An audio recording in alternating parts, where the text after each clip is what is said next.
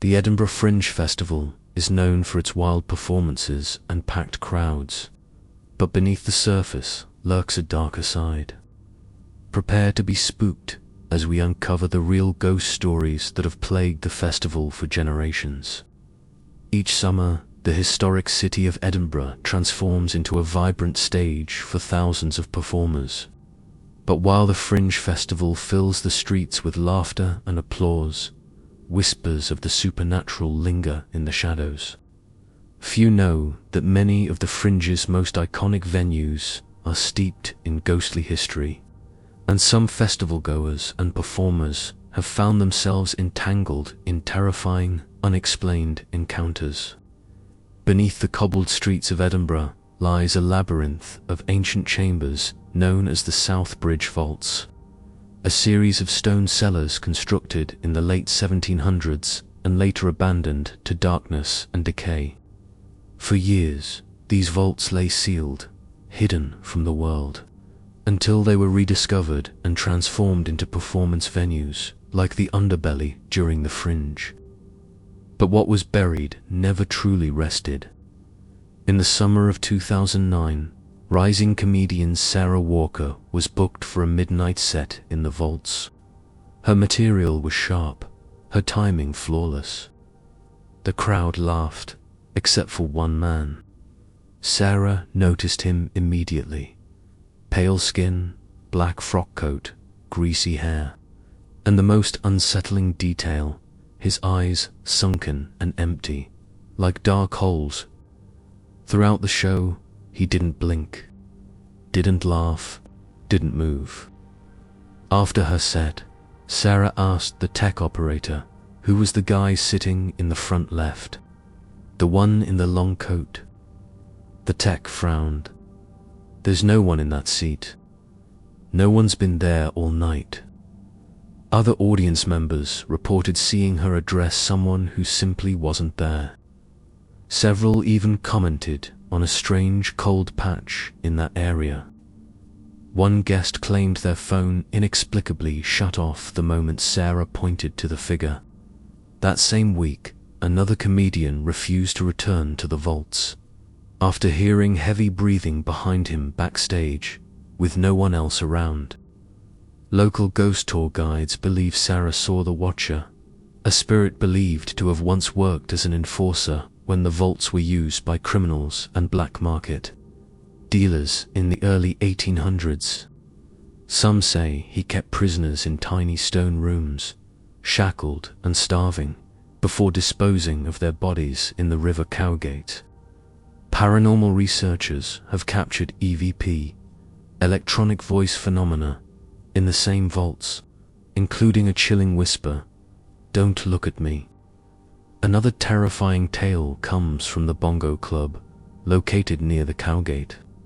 One of the oldest parts of Edinburgh, the Bongo Club was known for its thumping music and boundary-pushing performances.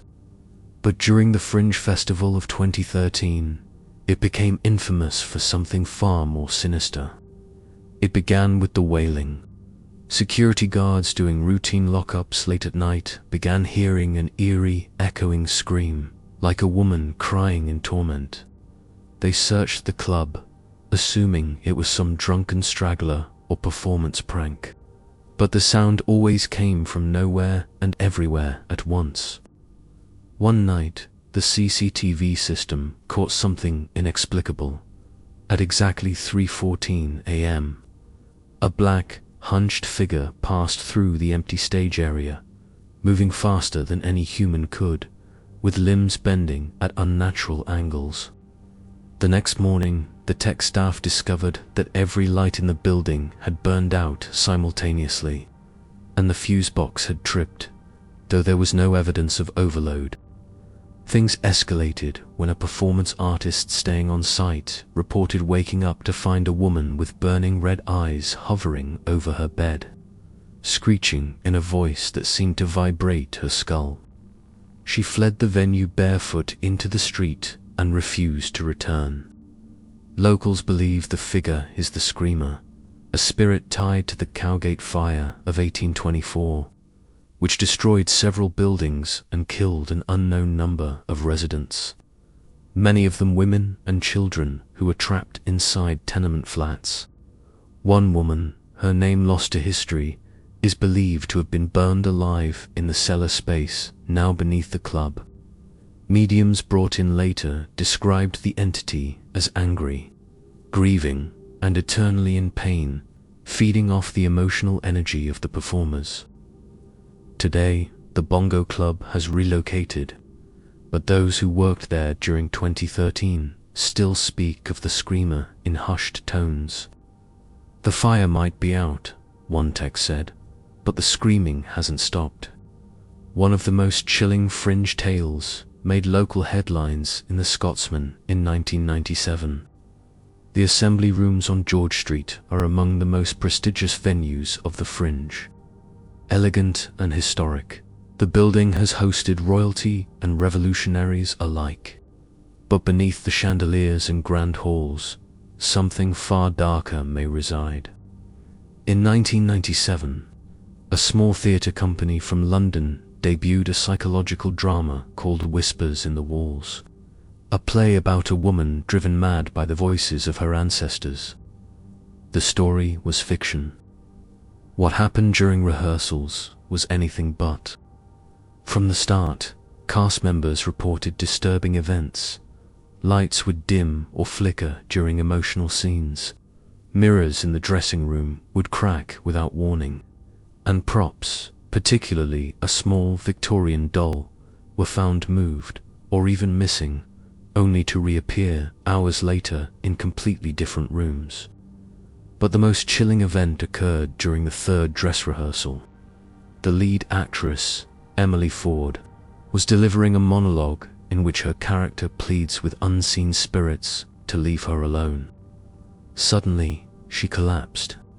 When she stood, her voice had changed, low, guttural, and male. Witnesses said she began shouting in what sounded like archaic Scots, a language she had never studied. One line she screamed has never been forgotten. "This house was mine before the blood ran cold."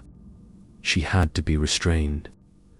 Afterwards, she had no memory of the event and was reportedly hospitalized for exhaustion and trauma. The company brought in a local priest, Father Ainsley McTavish, to bless the rehearsal space. He left abruptly after 20 minutes, purportedly saying, "There's something here older than sin. I won't go back in." The play was cancelled, and the production disbanded shortly after. Whispers persist that the assembly rooms were once used to house victims of the plague in the 17th century, with some sections sealed off during epidemics. Rumors speak of entire families bricked into chambers beneath the floors to prevent the spread of infection. Was Emily's breakdown a coincidence, or did something reach out from the building's past to possess her? What is it about the Fringe Festival that seems to stir the supernatural? Some say it's the intense energy, the raw emotion of thousands of performers bearing their souls on stage. Others believe it's the locations themselves. Many Fringe venues are ancient buildings with bloody pasts, used for everything from plague, quarantine, to public executions. These aren't just stories. They're part of the very bones of Edinburgh. And for some, the ghosts of the past are just as alive as the actors on stage. So the next time you're laughing at a stand-up gig in a candlelit cellar, or sitting alone in a centuries-old theatre seat, just remember, you might not be the only one watching. The spirits of Edinburgh never rest, and during the Fringe, they come out to play. Subscribe for chilling true ghost stories from across the British Isles. Do you believe the Fringe is haunted? Tell us your ghost story in the comments. Have you ever had a paranormal experience at the Edinburgh Fringe? Drop your tale in the comments below. We might feature it in a future episode.